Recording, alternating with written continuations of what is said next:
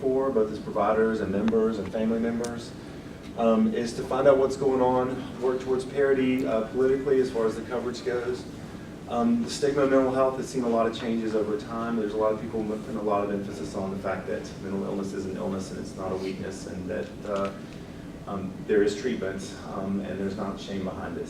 We're at a different time now, but I think all these things are happening over time, which makes people more accepting of coming in. It's not cuckoo's nest at that level as it used to be, or snake pit, but we still have a lot of stigma to overcome. A lot of the really serious, I know just for a fact, a lot of the really serious, like schizophrenia and those type of illnesses that we treat, those people tend to be sort of marginalized or homeless or living in sort of a shelter or group homes, have almost no exposure to a lot of people. So there's a lot of what we treat that the general public has no clue how serious it is.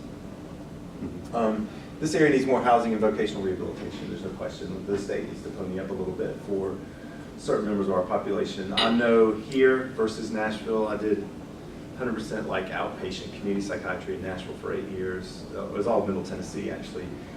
Nashville had a lot more churches, shelters, halfway houses that were kind of community supported, church supported. There's not as much of that here, honestly. We don't have a place to send people that are like kind of near homeless or near homeless, even with some income. So this area, I'm sure y'all see the same thing in Tennessee. And then what happens? They get stressed, right? So they come back because it's not easy being homeless around here. The weather's okay, except for today, but it's still, hard. I have what I like to think of also in modern times, like the 5 current enemies of mental health. And this is not just our chronic psychotic patients, this is actually all of you in the room, and things that you can do to at least understand it and realize that it's happening to us sometimes even in a hidden way. There, in general, is a lack of physical activity. Regular physical activity actually reduces anxiety symptoms, mood symptoms like depression, and psychotic symptoms better than some medications. So there's a definite trend towards being inside, consuming entertainment or news, and not getting out and being as active. I think in our families and at home and in general, the more exercise that we can encourage, the better people will feel and the better they can actually respond to treatment and need less medication and not go into crisis. In general, the lack of communication, meaning the excessive communication online and the lack of communication among families, the lack of family time spent together.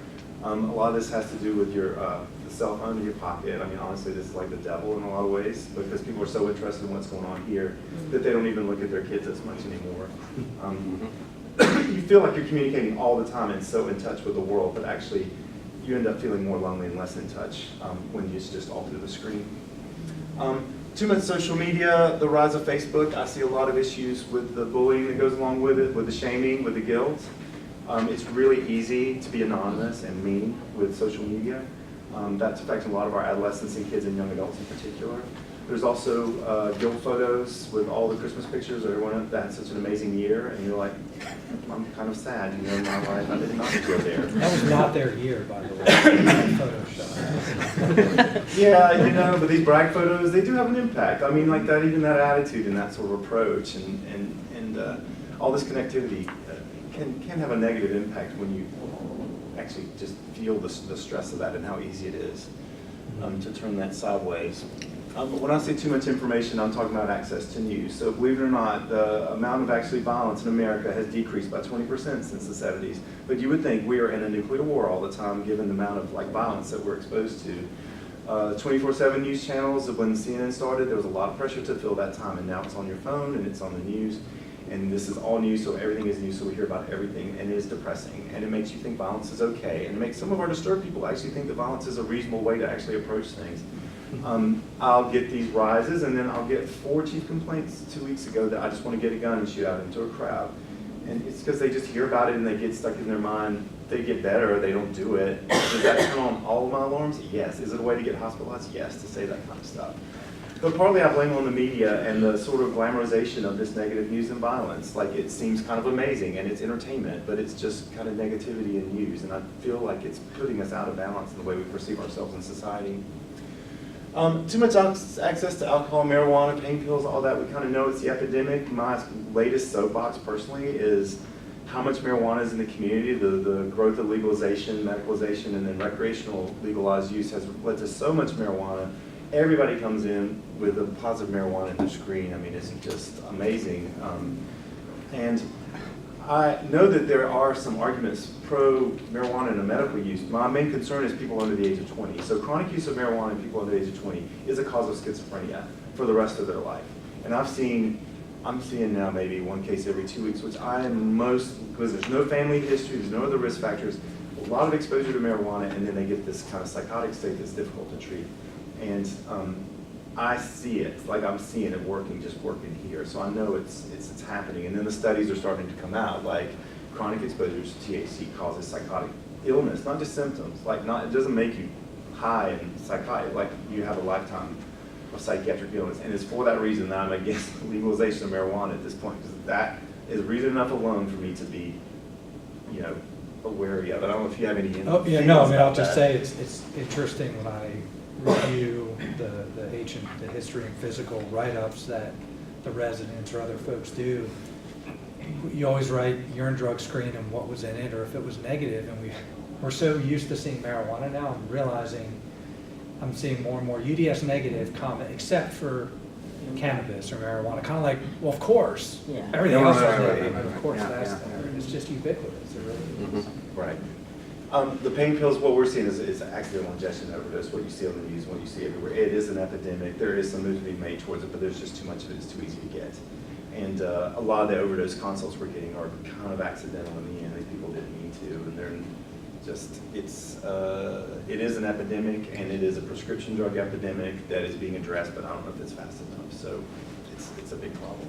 Just a brief aside on that, again, in terms of kind of what we're doing as we see these problems coming and trying to be more proactive. In the next few months, everyone should be hearing about a comprehensive pain clinic that MUSC is going to be opened. It's not a mental health clinic, but it will be run by mental health, and the idea is this is not a detox or an addiction clinic. This is for folks that have been either acutely or chronically on high-dose opioid pain medications. They don't want to be on them, but they don't know how the heck to get off because they are in legitimate pain. Pain's complex. Pain is not just a sensory nerve ending thing. It's very complex, and there are lots of interesting studies, even with things like TMS, where you can reduce people's need for pain medications without doing anything physically directly about their pain. And there's all sorts of data that shows the longer you're on opioid pain medications, the higher your sensitivity to pain actually is. So it's a multidisciplinary clinic that's going to be an intensive clinic and do everything from aquatic therapy to PT, OT, to help people get off or get on a much lower dose of pain medication. I think pain is mysterious. I also think opiate addiction is very mysterious. It affects lots of different people in different ways, and to manage them off of the opiates is sometimes a difficult course, and people don't feel like they have a problem with it to the point where they feel like they're better with them, not from a pain perspective, but like their brain works better. It's pretty complex. You have to be ready to deal with that in alignment with then having other alternatives. Well, and that's the tricky thing with addictions in general. So you talk to patients who have become addicted and ask them about the first time they used their substance of choice. I'm looking at a former colleague from the VA, and she can probably relate to this, but I would ask the veterans they're not all addicted to the same things, right? So the ones who use cocaine, what was it like when you first used cocaine? And they would go into this reverie like, oh, it was like the best feeling I've ever had. I haven't felt that way since, but I felt good for the first time when I used cocaine. Someone who's using alcohol, they're usually not quite as romantic about it. I don't know, I just liked it. I just feel better when I drank it. Did you ever use cocaine? Oh God, yeah, I started like seeing things. I felt like crap when I used that. So our brains are wired in different ways that certain things sort of fit and make people feel good that other people don't. After my wisdom teeth were taken out, I took one Vicodin and I felt miserable for 24 hours. I haven't taken an opioid since. And that's not the experience other folks have. So, and that gets to the why, paradoxically, I think in some cases people see addiction as a choice. well, he took it and he doesn't like it, you take it, you like it, you're choosing to do that, but actually it's the opposite. It's how our brains and bodies are wired and put together that make us have a predisposition to have these things happen. 10 people smoke marijuana, not all 10 are going to develop schizophrenia, but someone's brain might not develop schizophrenia if they don't smoke that marijuana. Correct, that's one point. Yeah, and you know, we could go on this for a whole hour, but when you acknowledge that with people, that yes, so I see that when you take opiates, you do feel better, you do have more energy. It doesn't knock you out. You're actually a good parent. I acknowledge that, but it's hurting you, and we need to look at different ways to get there. Finding different ways to talk to addicts and even understand the brain, which is mysterious, and we don't really understand why different people even have these responses, except they're somewhat genetic, and we do not understand some of the receptors. There's still a lot of work there to be done. So was there anything else you wanted to bring up? No, I think I'll just pick up on that last point, and the thing I try to come back to all the time is we need to meet people where they are, physically where they are, right? So don't wait for them to come to you in the emergency department. Get out there, treat them at home, in their primary care clinic, in an outpatient psychiatric setting, before they need that intensive help and during crisis, but also meet them where they are in their life psychologically, and don't blame them for being sick when they're sick. And that sounds simple, and of course we wouldn't do that, but I think we want so badly just to help people and fix them that it's easy to see everyone in sort of a similar way, and you really have to take another minute to see where they're coming from and say, all right, I get it. What I just said may not work for you, so let's talk about another way to get there. And that is crucial, I think. Because folks, a lot of people have either avoided coming for help and they're scared and they're going to be